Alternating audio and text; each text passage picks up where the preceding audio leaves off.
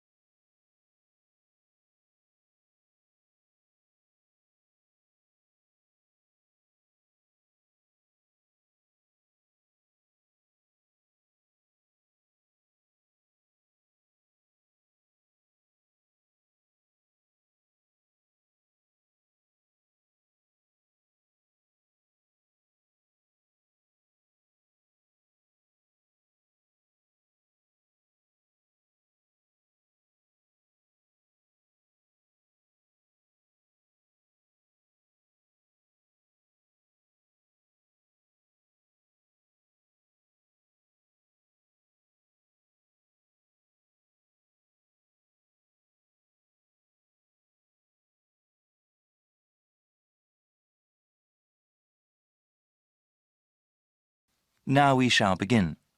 You should answer the questions as you listen, because you will not hear the recording a second time. Listen carefully and answer questions 1 to 4. Hey Bruce, looks like we got some planning to do for Albert's going-away party, right? There are certainly some things we have to talk about now. Yeah, that's better than doing everything at the last minute. OK, so I can write some notes as we talk. Sure thing. So, when should we have the party? He goes to Thailand on the 26th of August. OK, let's have it on the 24th then. Yes, let me see. That's a Friday. That'd be perfect. Now, where should we have it? At a bar or a club? You know, I think he would like something really intimate, nothing too loud. A restaurant would be good. Maybe the Apple Tree Grill? Great place, sounds good. OK, now we have to think about who to invite. Well, his best friend from college. Sure. And his cousins? Right. Oh yes, his co-workers. Yeah, OK, his co-workers and his boss. Any other people? How about his yoga classmates? He does love yoga, but that might be too many people. I suppose so. I can email and text message the invitations. When should I send them? We should send them out soon, but not too early. How about the 16th of August then? Well, why not give it a few more days? The 13th? All right, I think that's a good time too. Before you hear the rest of the conversation, you have some time to look at questions 5 to 10.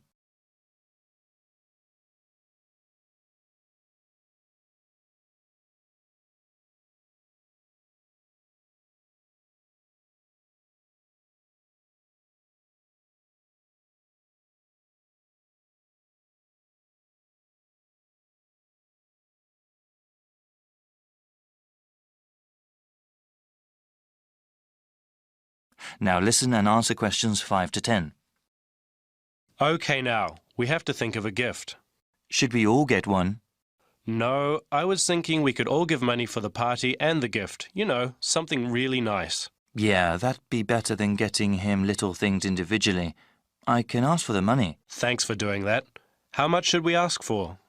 I think we should ask for maybe $15 each.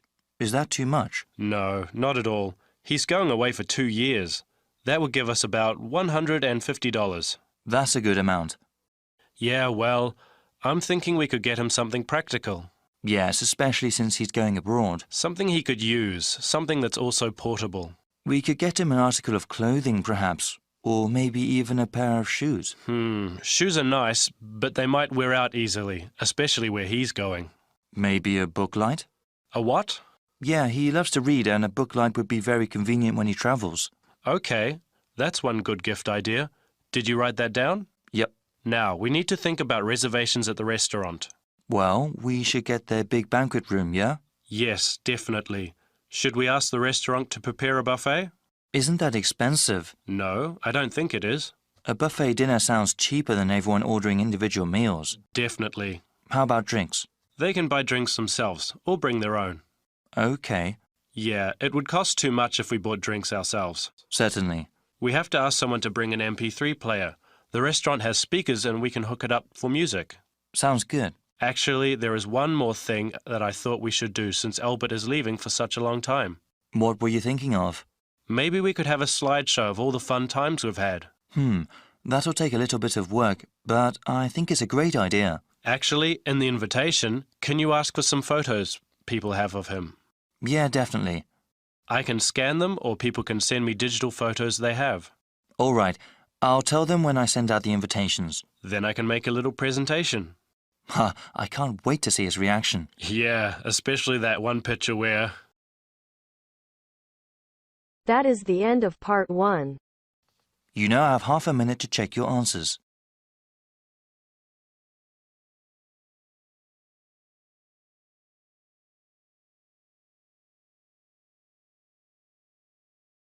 Now turns to part 2.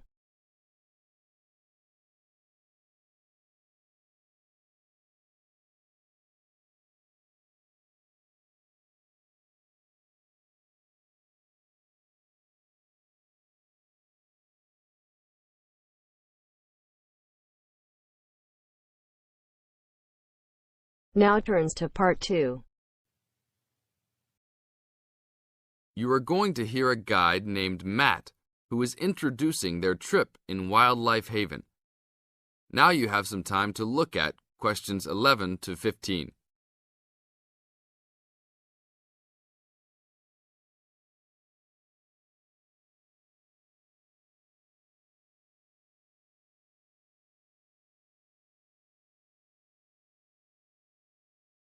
Now listen to the first part of the introduction carefully and answer questions 11 to 15. Well, good morning, everybody. My name's Matt, and I'm one of the 3 guides here at Wildlife Haven. Our job is to make sure that you all have a great time here with us and go home feeling happy and relaxed. As you can see, we're away from the city in a remote area between a national park and the sea. To encourage you to relax, there are no radios or TVs, and the only phones and newspapers are in the office. So, if peace and quiet is what you've come for, this is the place to be. From your cabin on the hill, you'll find you have the national park behind you, and you can look out from the sea from your front balcony. Your luggage will be unloaded from the bus and taken to your rooms in a few minutes. Once you have picked up your key at reception, please locate your room and check that all your luggage has arrived. The daily program here at Wildlife Haven is flexible and only as demanding as you want it to be. You should each have a brochure setting out the facilities and various walking tracks you can take. And on the bus, you are given a green sheet setting out a number of group tours in the coming week. If you want to join any tour, just write your name and room number on the relevant sheet along the wall here. Tomorrow, there is a beachcombers and rock hoppers tour exploring marine life in the rock pools along the beach. Or, if you'd prefer to go inland, there's a guided forest walk that takes you off the walking tracks. If you want to catch some lunch, you could join the beach fishing expedition. And at night, you'll see there is a moonlight forest walk that leaves each night at 7 p.m. So there is plenty to choose from at Wildlife Haven, and of course, that includes just sitting on your balcony watching the waves roll in. But I would recommend my favorite tour, the Waterfall Walk. This departs at sundown each day and also provides the opportunity to have a moonlight swim. Now you have some time to look at questions 16 to 20.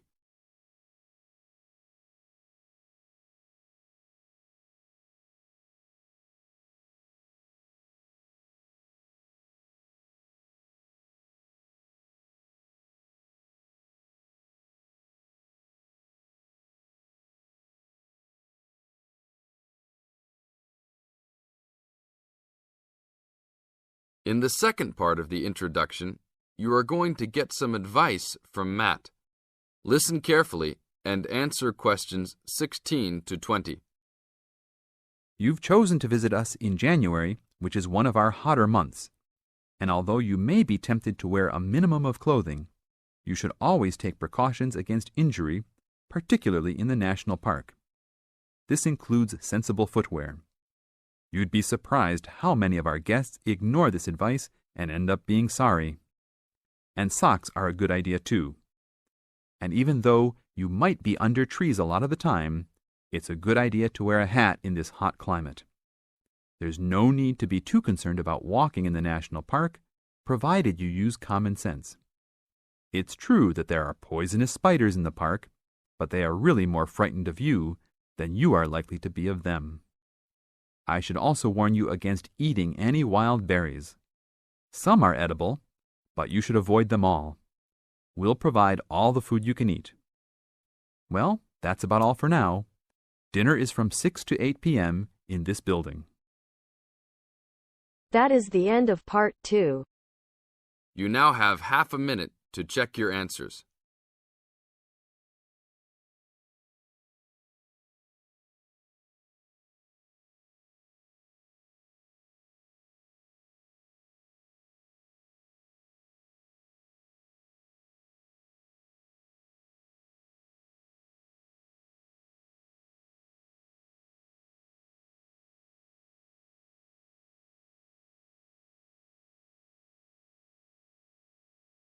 Now turns to part 3. You will hear two friends discussing a course they have just done. First, you have some time to look at questions 21 to 27.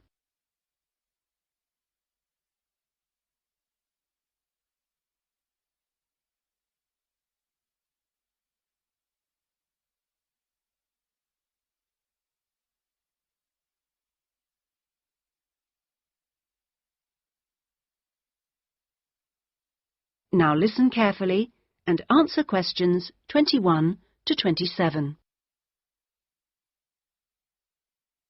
Oh, Ben, I just remembered I never filled in that form for Nick. Ah, Did you do it? the course feedback form. Yes. If you want, we can do it together. I've got mine here. Is that okay? Yeah. Okay, let's have a look then. What do we have to do? Let's fill in the top first. Let's see. Course code. It's communication in business. Okay. Communication in business. I do know that, but what's the code?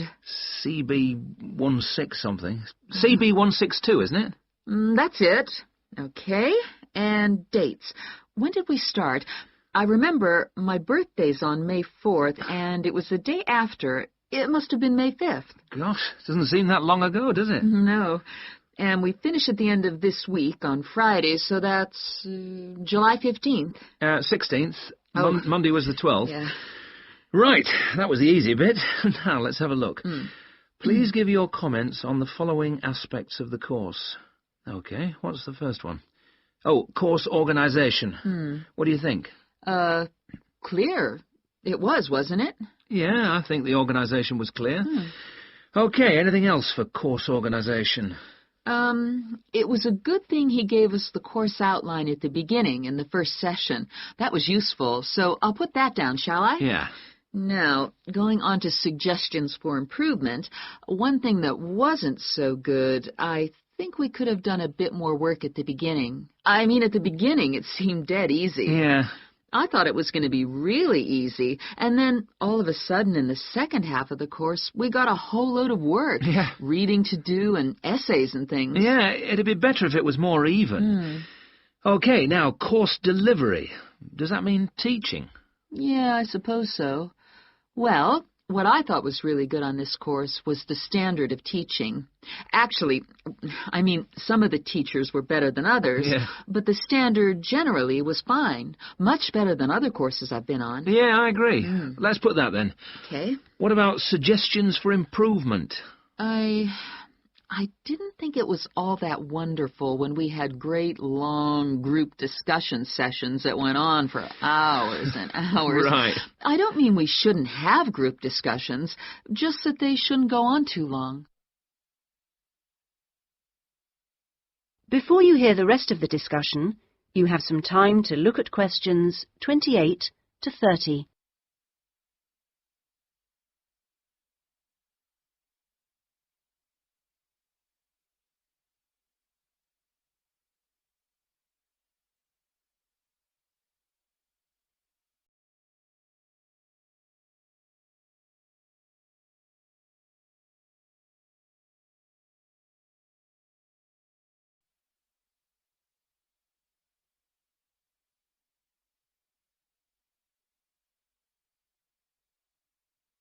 Now listen and answer questions 28 to 30.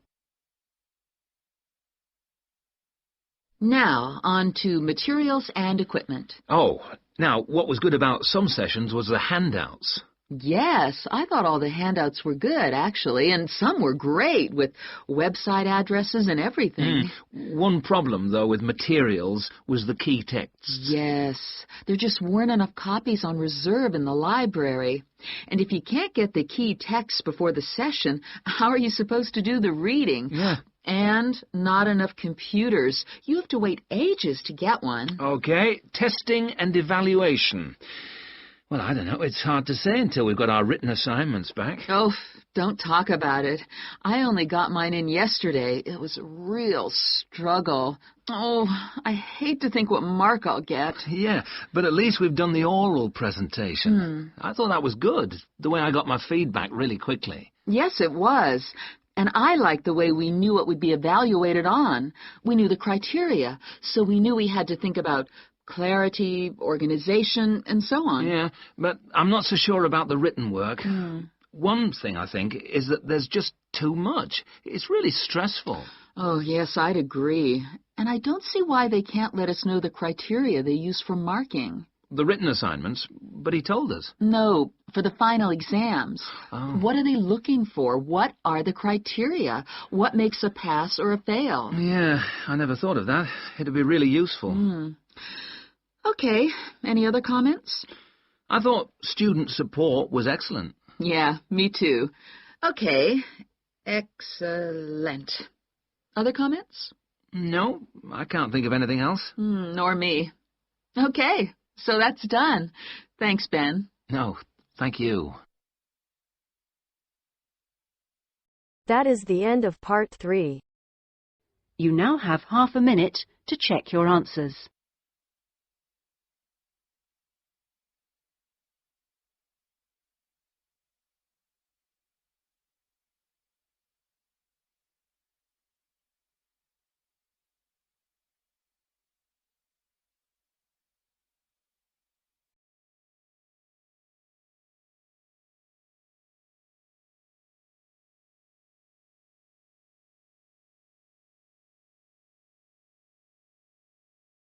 Now turns to part 4. You are going to hear a lecturer giving a talk on a psychological condition called synesthesia. First, you have some time to look at questions 31 to 40.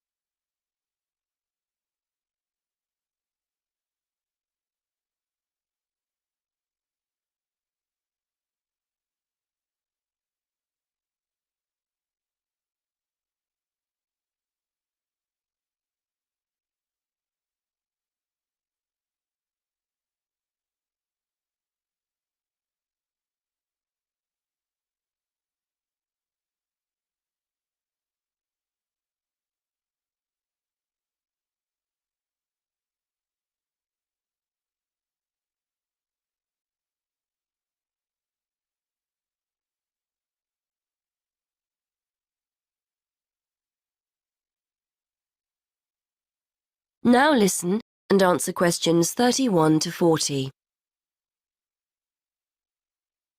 Today we're going to look at a fascinating condition that challenges the idea that we all see and experience the world around us in a similar way. For example, what do you see when I mention a day of the week or a month? What colour is the letter A or the number 10? If you often find yourself having more than the normal sense sensations, you too could have a condition known as synesthesia. Synesthesia is a harmless but fascinating condition which is often described by psychologists as the joining of the senses. We normally experience our senses individually, so we see a colour or hear a word, whereas people with synesthesia will find two or more senses being stimulated at the same time by a single stimulus. Some people will see or feel a colour when they hear a sound. Others will experience a taste or smell when another sense is stimulated. This happens automatically. The sensation can't be managed.